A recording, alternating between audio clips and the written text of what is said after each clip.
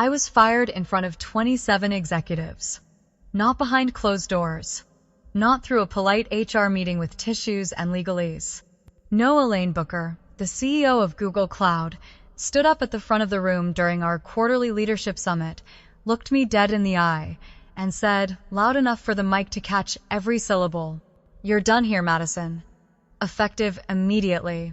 The entire room went still. You could hear the air conditioning hum.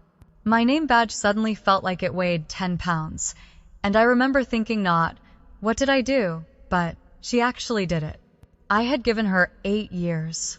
8 years of my life building machine learning systems, optimizing infrastructure, mentoring engineers who later got promoted ahead of me. I had designed the predictive model that secured our $280 million deal with Equinox Logistics last quarter.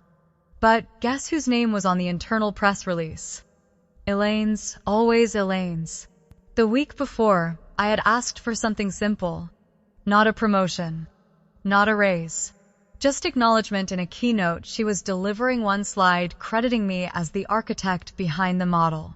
She smiled and said, "You'll get your moment, Madison. Trust the process." Apparently, the process meant publicly humiliating me to make an example. No one said a word. Not the VPs I had trained. Not the product leads I had bailed out at midnight. Just silent, awkward glances, and one guy pretending to check his phone. I picked up my laptop, slid it into my tote bag, and walked out of the room while Elaine pivoted seamlessly back to her presentation like nothing had happened. But here's what she didn't know. That moment, the public dismissal, the stolen credit, the humiliation wasn't the end of my story. It was the moment I decided to burn everything she built on my back. Quietly, strategically, and with the kind of precision that no one would see coming.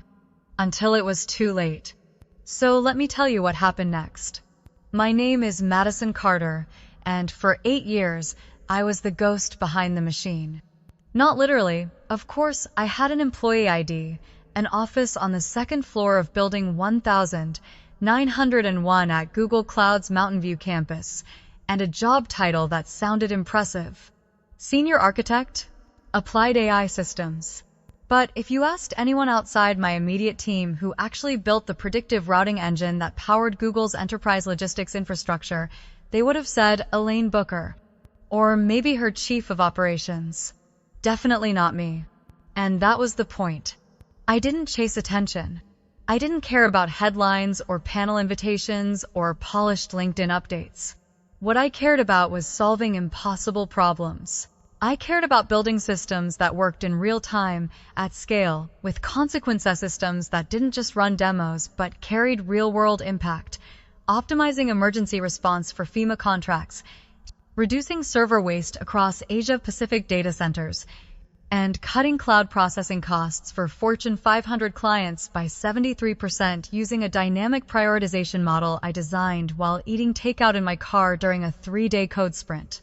But my name never appeared on those case studies. I was the person they looped in after things broke. I was the one who stayed up until 3 a.m. writing patch notes that other people took to meetings and pitched as their own brilliance. I was the quiet voice in the back of the room during quarterly reviews, the one asked to just keep it simple so the senior executives could understand. I spoke code, math, logic. They spoke optics, narratives, spin. Elaine Booker knew exactly what I was worth. She called me her ace in the dark, a compliment wrapped in condescension. "You're the thinker," she once told me, "and I'm the storyteller. Together, we're unstoppable."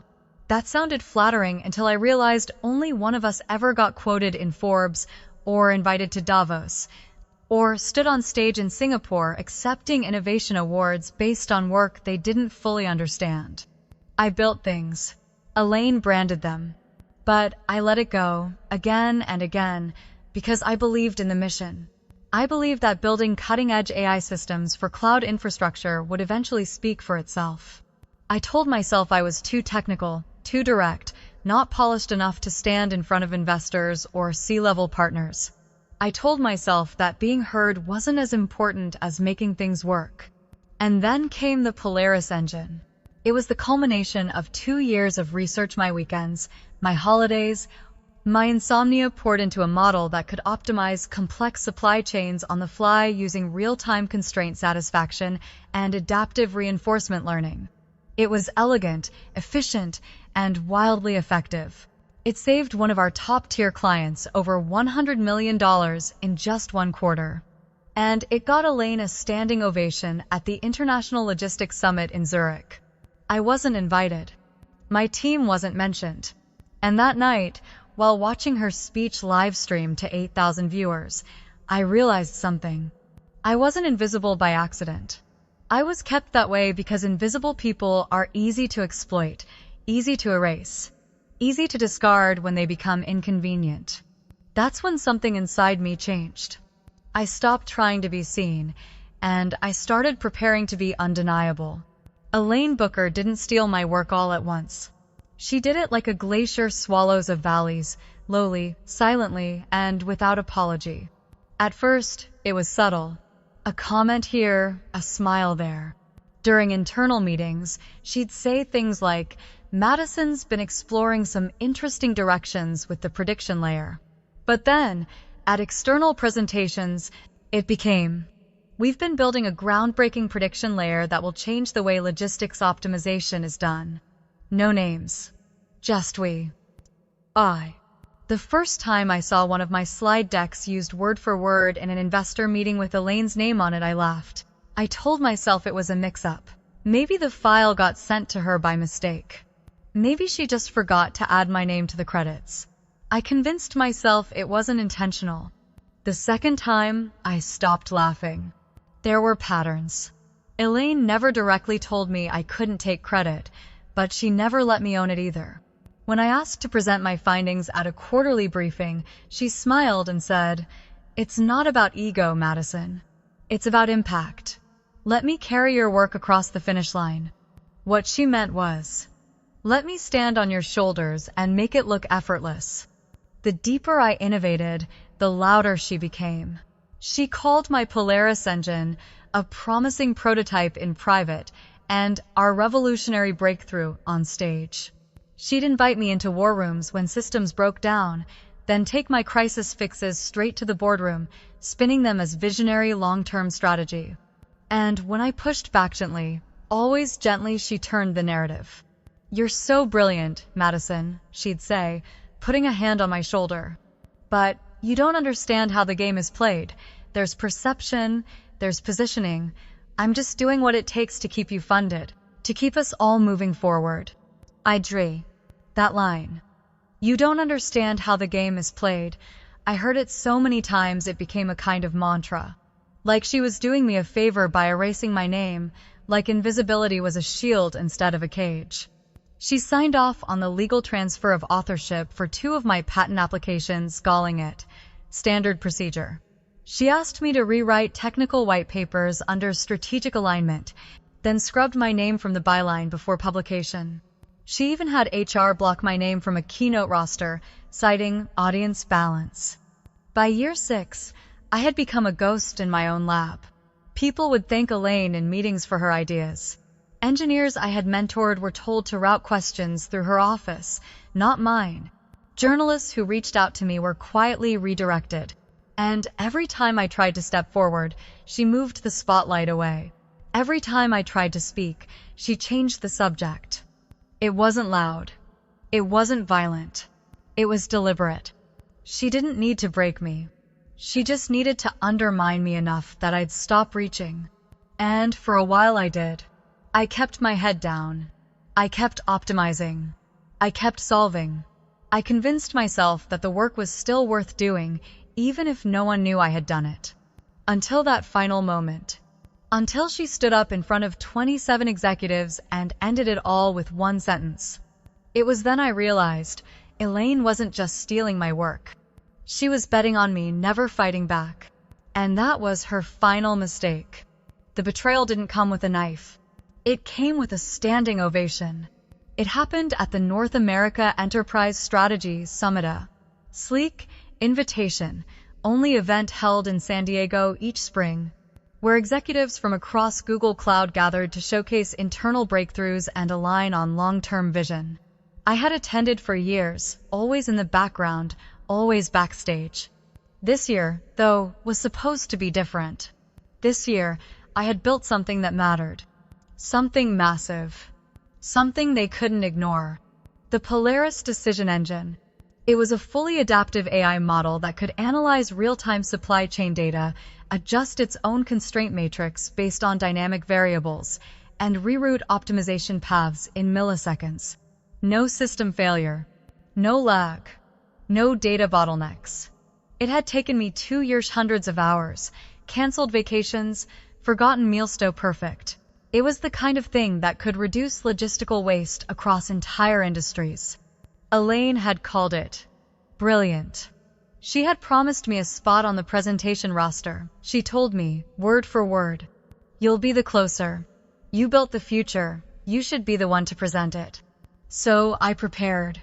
I polished every slide. I rehearsed my walkthrough a dozen times. I even went shopping for a new blazer, which is ridiculous, I know, but it mattered to me. And then, the day came. The ballroom was packed. Every VP, every director, every stakeholder. My teammates were there, excited, nervous, proud. I sat in the third row, waiting for my cue. The agenda said, Polaris AI Platform, presented by Madison Carter and Elaine Booker. But when the announcer called the next session, he said only one name. "Please welcome Elaine Booker, Chief Executive Officer, Google Cloud AI." I waited. Thought maybe it was just a formatting issue. Then she walked onto the stage, smiling. My slides behind her. My diagrams, my code visualizations. All of it. And she began to speak. Not a shared introduction. Not a mention of my name. Just, we've developed, and our breakthrough system, and Google innovation at its finest. I didn't breathe for the first 5 minutes. My teammates looked at me in stunned silence, but no one said a word. I watched as Elaine broke down the very architecture I had built, regurgitating phrases from our internal design sessions, my documentation, my research memos. She had taken my voice and copied it like a script. She didn't understand what half of it meant. You could tell if you listened closely, but the audience didn't know that. They clapped. They nodded. They started live tweeting the brilliance of her vision. And then came the moment that broke me completely. At the end of the presentation, the global logistics lead stood up and said, "Elaine, this is the most promising AI system we've seen in a decade.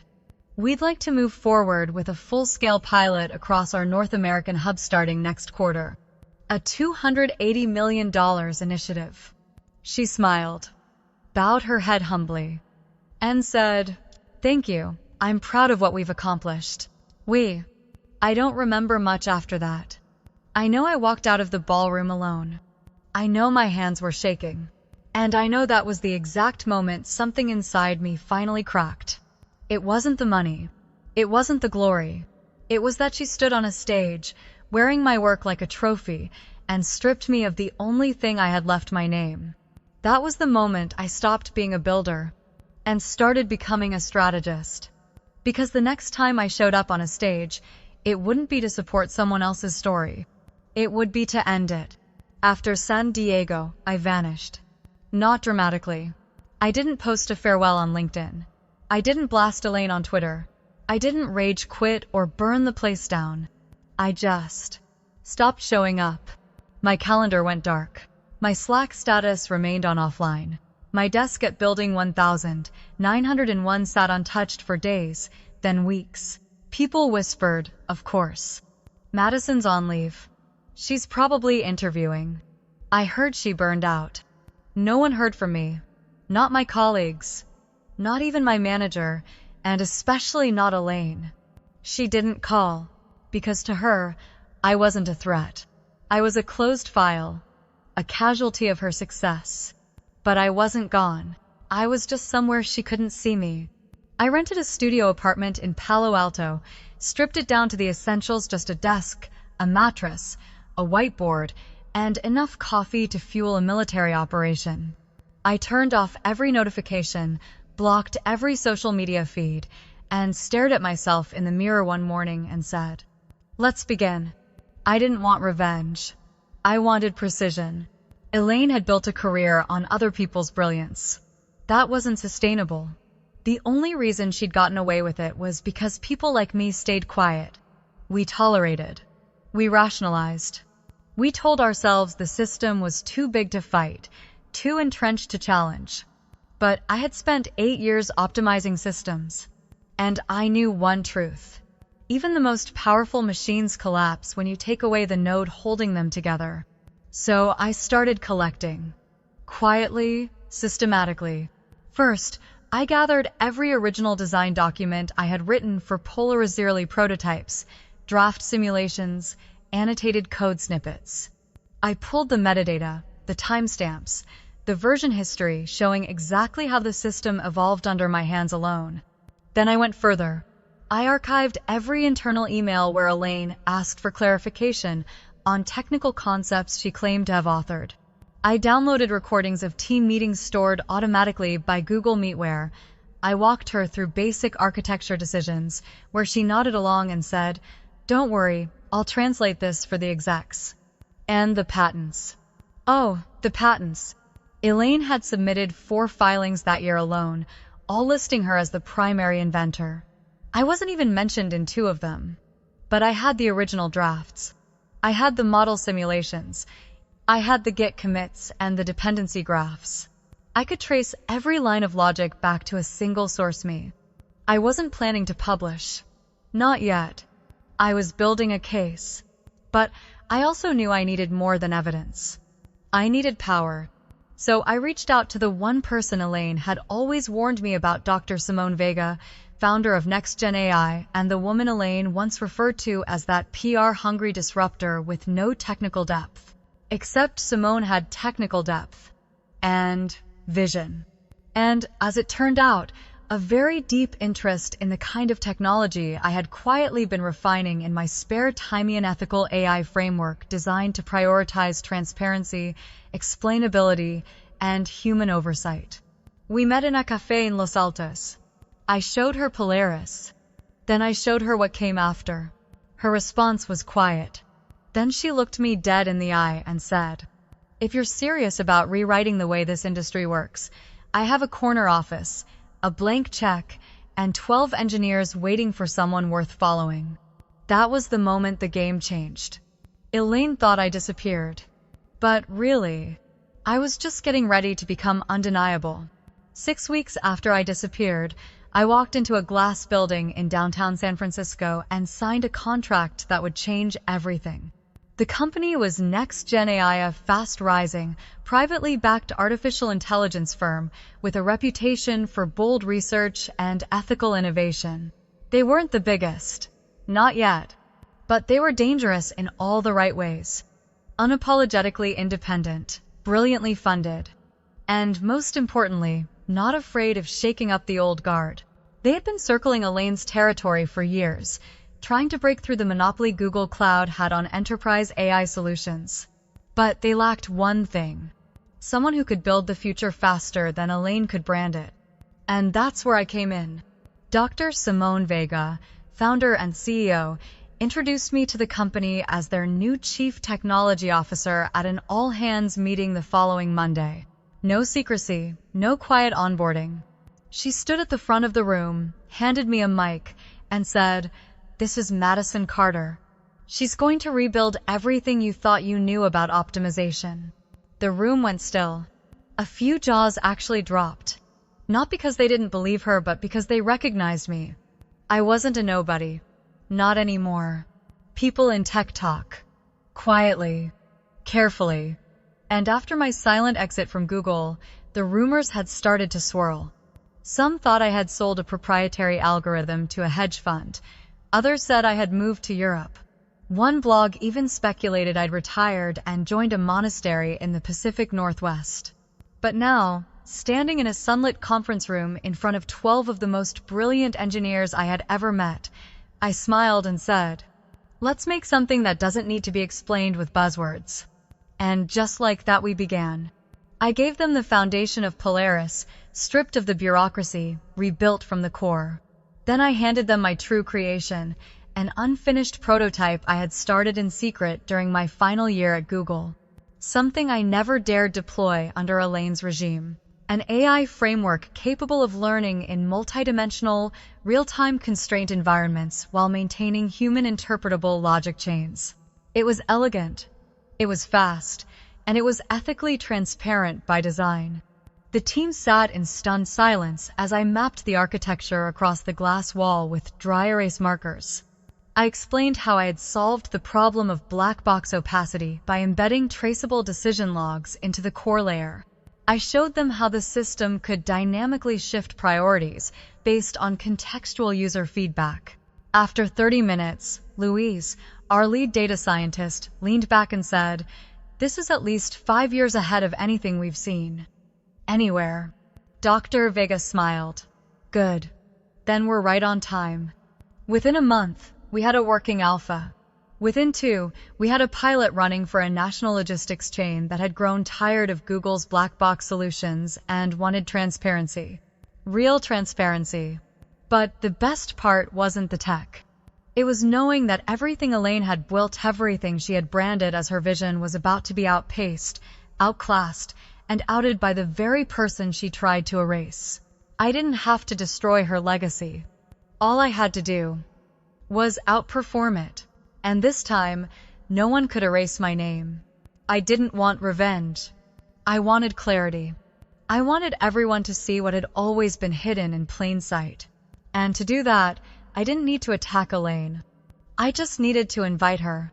3 months after I joined NextGen AI, our team was selected to present at the International Conference on Algorithmic Ethics and Innovation, a highly prestigious, globally streamed event attended by researchers, CEOs, government advisors, and every major tech journalist on the West Coast.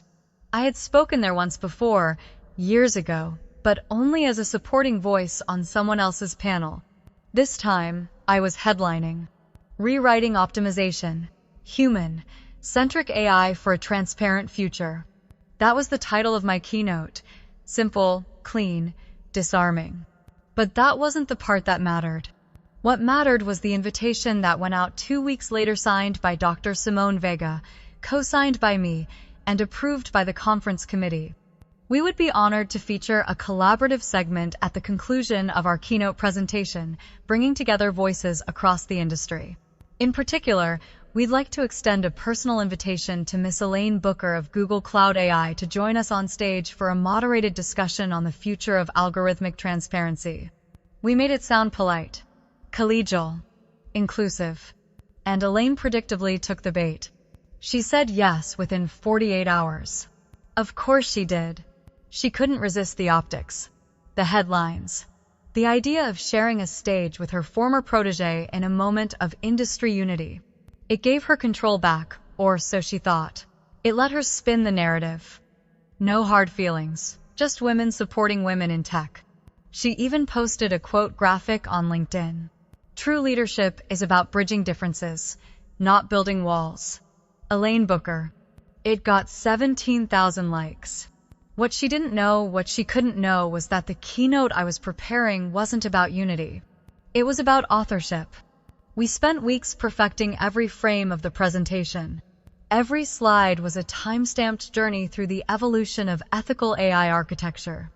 Every benchmark we cited was backed by logs, receipts, Git histories, and internal communications that traced innovations back to my machine, my voice, my fingerprint. But we never said her name. Not once. Because the point wasn't to accuse her. It was to create a moment where the industry would connect the dots on their own. We didn't build a stage to call her out. We built a stage where she would call herself out by simply being unable to explain what she claimed to have built. 2 days before the conference, she emailed our coordinator asking for the agenda structure. She wanted to know who would speak first, who would moderate, what questions she might be asked. We sent back a generic outline, kept everything vague, let her assume she still held the script. She didn't realize until the night before that she'd be walking into a room where she was no longer the authority. She was the test. And in less than 24 hours, 3,000 of the most brilliant minds in technology plus half the tech media would be watching. Not to see a reunion, but to watch a reckoning. Because I didn't just plan to speak the truth. I planned to make it impossible to ignore. The stage lights were blinding. The auditorium was packed 3,000 people in assigned seats, and hundreds more tuning in from around the world. The banners behind me bore the theme of the conference: transparency, ethics, reinvention.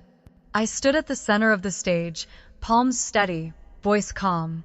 But inside, everything in me was electric. This was the moment. The one Elaine never thought I'd survive long enough to reach. The keynote began as expected. I spoke of optimization models, of the risks inherent in black box AI systems, of the need to rebuild not just the tools, but the culture behind them. I walked the audience through our latest pilot at Next-Gen AI, an adaptive framework that could reprioritize itself based on user behavior, without ever obscuring how or why a decision was made. The numbers were irrefutable. The efficiency gains were staggering. Then I shifted. I began to show them the history behind the design, the evolution of the core engine, the patterns, the structural logic trees, and then a series of dates and file IDs. This is a snapshot of the original Polaris prototype, version 1.0, built 3 years ago, logged under my development key on a Google Cloud internal server. You could hear murmurs ripple through the room. I kept going. And this is the codebase that was submitted for patent filing under another name. Same structure, same core functions, same vulnerabilities. A few people sat up straighter. I turned toward the massive screen behind me, which now displayed a side-by-side comparison, my early code commits, and the patent excerpts submitted under Elaine's authorship. Then came the part I'd waited years to show. A short clip. No sound. Just a screen recording from a recorded internal video call dated 14 months earlier. It showed me walking through Polaris's constraint-solving architecture while Elaine nodded along, barely following, asking vague questions like, "So, this is the engine that does the thinking, right?" The audience chuckled. Uneasy. I paused. Then I looked down into the front row, where she sat, Elaine Booker. Her jaw was tight, her smile practiced, her hands still. I took a breath. For years, I believed that silence was professionalism, that if I kept building, kept contributing, the truth would eventually surface. But the truth doesn't rise on its own. Sometimes it has to be carried slide by slide, line by line, moment by moment. And then I turned back to her. "Elaine, you're welcome to join me on stage now. After all, we were invited to discuss transparency." A long pause. She rose slowly, walked with purpose, and took the second mic handed to her. Still calm, still composed. The queen walking into her court. The moderator smiled. "Let's begin with a simple question. Miss Booker, can you walk us through the mathematical foundation behind the constraint engine you filed under Polaris?" Elaine blinked. "Of course, it's a hybrid approach, dynamic routing and gradient methods. Can you be more specific? Which equations are used to manage temporal constraints? What's the fallback when the dynamic inputs exceed system thresholds?" She hesitated. The silence thickened. "The core math is proprietary," she said. That was the moment. You could feel it. A collective inhale from 3,000 people who suddenly understood. Not just what had happened, but how long it had been allowed to happen. A researcher from MIT stood up. "Forgive me, but if you filed this under your name, shouldn't you be able to explain it?" Elaine glanced at me, and that was it. Not an outburst, not an accusation, just that one glance. The glance of someone realizing the illusion had finally shattered. And I just stood there, still, steady, unapologetic, because I didn't have to prove I was right anymore. The truth had already done that for me. Elaine froze.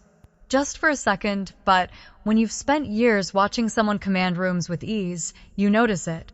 The delay, the calculation, the fact that, for once, she didn't have a script ready. She looked at the moderator, at the crowd, then back at me.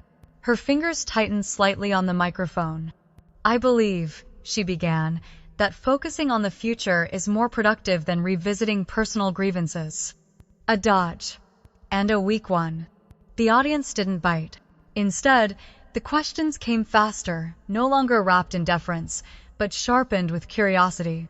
"Elaine, can you explain the decision-making logic behind the core routing algorithm?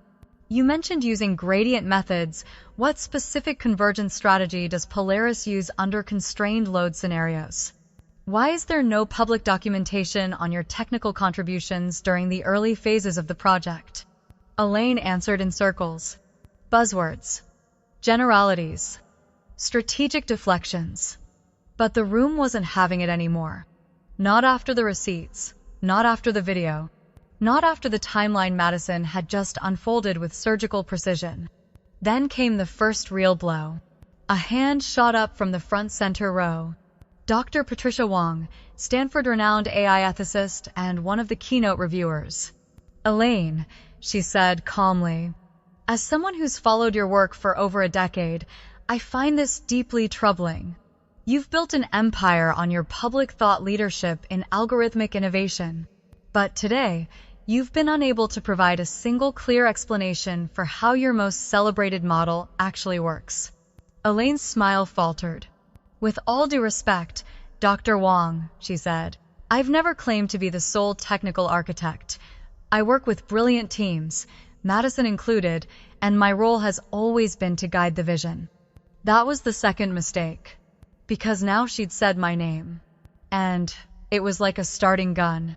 Dr. Jorge Okafor, Google Research, stood next. Guiding vision is one thing. Filing patents under your name, removing technical contributors, and presenting proprietary designs as your own, that's another. Elaine opened her mouth, but no sound came. She had defended herself for years by being indispensable, by owning the narrative. But now, the narrative was no longer hers. It belonged to the room. Sarah Kim, lead architect at Amazon, spoke next. "We've reviewed Polaris extensively. The claims in those filings suggest performance breakthroughs that would require solving constraint satisfaction in polynomial time. Mathematically speaking, those claims are borderline impossible." She paused. Let the weight of her words land. "Elaine, if you can't walk us through the mechanics, then either those claims were fabricated or they were never yours to begin with." There it was. A visible shift. Phones rose across the room. Journalists started typing. Cameras zoomed in. Social feeds lit up. Live. Elaine Booker unable to explain key AI model at Global Ethics Summit. Stanford, Google, Amazon researchers publicly questioned patent legitimacy. Was Madison Carter the real mind behind Google's optimization empire? Elaine tried to recover. "This isn't the place for personal attacks." "It's not personal," I said, calmly. "Clearly. It's factual." The moderator tried to steer back. "Let's give Miss Booker a moment to clarify." But Dr. Wong interrupted gently. "No clarification needed. I think the room understands." And in that silence, Elaine did something I'd never seen her do. She looked down. Not in defeat. Not yet. But in realization that the story she'd spent years crafting had finally cracked in the one place she never thought it would in public, under pressure and under oath of expertise. She didn't storm off. She didn't cry. She just stood there, frozen in spotlight, while the world recalibrated who she really was. And I stood next to her, not angry, not triumphant, just finished. Because her silence wasn't just an absence of answers. It was the loudest confession of all. For a moment, the room was silent. Not an awkward silence. Not the kind that fills space when no one knows what to say. It was the kind of silence that comes after something sacred has been broken open. When truth is no longer a whisper in the dark, but a name spoken out loud, finally, without apology. I looked across the room, 3,000 faces, watching, waiting. Some were stunned, some nodding, some already typing, posting, sharing, but all of them were finally seeing me. So I did something simple. I stepped forward, took the microphone Elaine had just let go of, and I said, "My name is Madison Carter." The room leaned in, like gravity had shifted. For 8 years, I worked behind the systems that shaped enterprise AI at scale. I wrote the code, I built the models, I led the teams.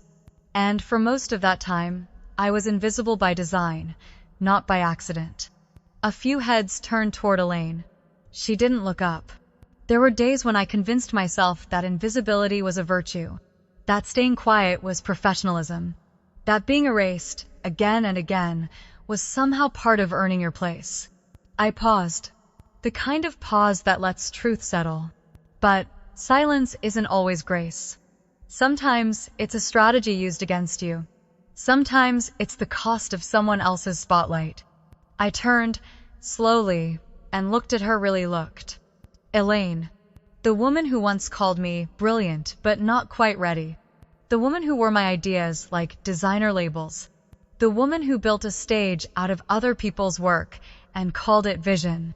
Elaine didn't need to lie, I said, calmly. She just needed me to stay quiet. And I did. Until today. I turned back to the audience, back to the hundreds of cameras, back to the thousands watching live around the world. Today, I'm not speaking to expose a fraud. I'm speaking to reclaim my name. A quiet murmur rippled through the room. Approval, validation, electricity. Because authorship matters. Credit matters. And when we allow brilliance to be stolen in silence, we tell the next generation of engineers, researchers, and creators that their value only exists in someone else's shadow. My voice didn't shake. Not once. Because this wasn't revenge. It was restoration. And I hadn't come to burn her down. I had come to step into what had always been mine. I built Polaris. I documented every stage of it. I can explain every decision behind it. I've written the systems that are being implemented today by organizations who no longer want black box promises. They want transparency. They want truth. I turned slightly, glancing toward Dr. Simone Vega, seated just off stage. She smiled quiet, proud. No words needed. This isn't about a title, or a paycheck, or even a company. It's about integrity. I stepped back from the microphone, and the applause didn't start immediately. It swelled slow, deliberate, rising like a wave. First one row, then two, then the entire room. A standing ovation. Not for spectacle, but for a woman who finally said her own name out loud, and dared the world to hear it. I stood still, not needing to say anything else. Because for the first time, I wasn't being heard through someone else's voice. I wasn't background. I wasn't support. I was the architect. And now finally the world knew it too. Elaine didn't fall all at once. It wasn't a scandalous headline or a tearful confession. It was quieter than that. Slower. Like erosion. Like a structure that looks perfectly intact from the outside until you realize the foundation's already gone. By the end of the week, news outlets had picked up the story. Not in a tabloid way, but in the way that matters in tech. LinkedIn articles, industry blogs, academic forums. They didn't scream fraud. They asked harder questions. What does authorship mean in enterprise innovation? When is leadership a mask for appropriation? Who really builds the future and who gets to claim it? Elaine tried to respond. She posted a carefully worded statement about shared contributions and celebrating collective innovation. But the comments underneath weren't buying it. This doesn't sound like accountability. Why hasn't Madison's name appeared in your patents? Still waiting for a single technical explanation from you. Internally, the silence said even more. Within 2 weeks, she was placed on executive review leave. By month's end, Elaine Booker quietly resigned from her position at Google Cloud AI. No farewell memo. No press tour, just an absence. A vacancy that had been there all along, finally made visible. And me? I didn't celebrate. Not out loud. I had no interest in gloating. No desire to trade one form of ego for another. What I wanted was space. Space to build, without having to apologize for existing. And that's exactly what I got. At NextGen AI, the team doubled in 3 months. Investors who once ignored our cold emails were now requesting private demos. Research partners from Stanford and MIT reached out for collaborations. We were no longer the small disruptor. We were the standard. But the real change wasn't in our funding or media buzz. It was in the way I lived.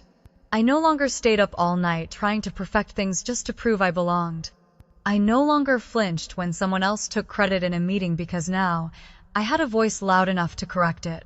I no longer walked into rooms hoping someone would notice me. I walked in knowing they already had. And more importantly, I started mentoring young engineers, women in tech, quiet minds who reminded me of who I used to be. I told them the truth. That brilliance doesn't always shout. That sometimes the loudest room isn't the most intelligent one. And that the most dangerous thing you can do to someone who builds in silence is assume they'll never speak. One afternoon, I got a letter in the mail.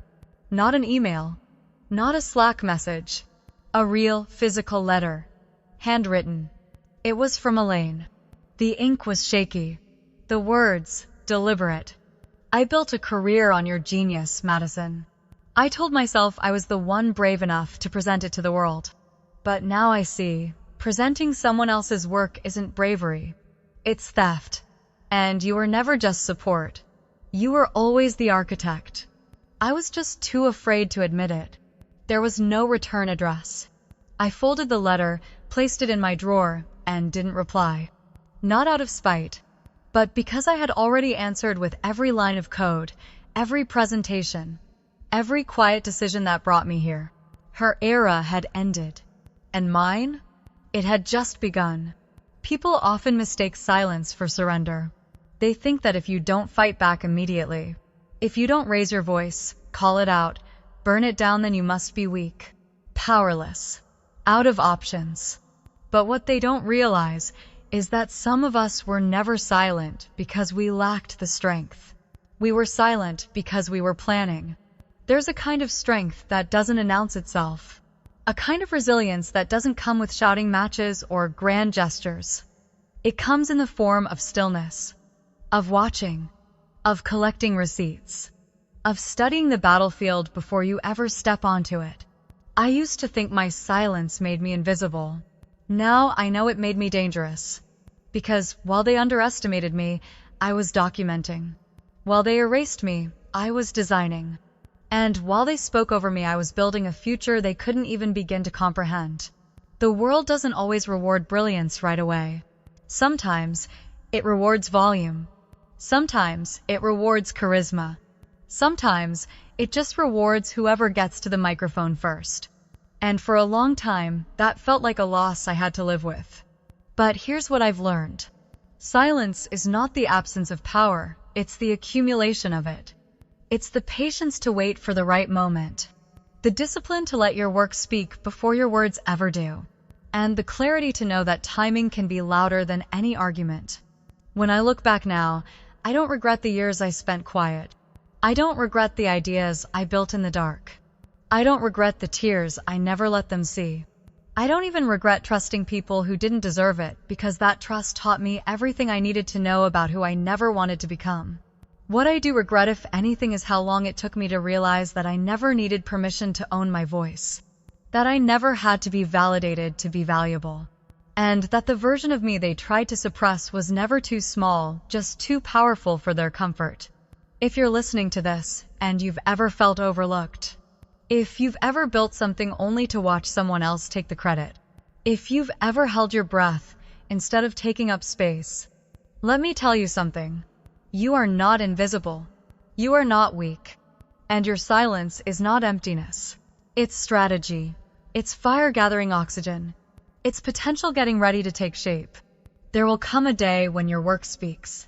When the room quiets to hear you. When they finally realize you were never just support. You were the source. So no, you don't always have to yell. You don't have to throw punches. You don't even have to explain.